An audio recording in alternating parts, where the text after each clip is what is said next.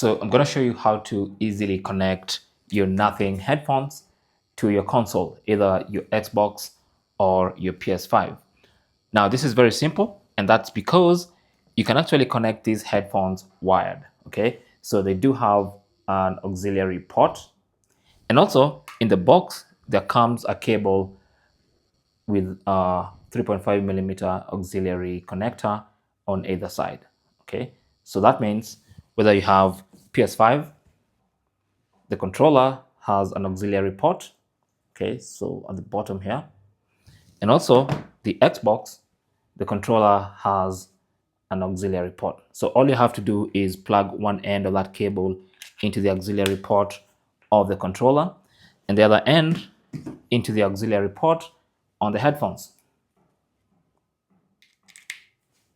Simple as that. Now, once you do that,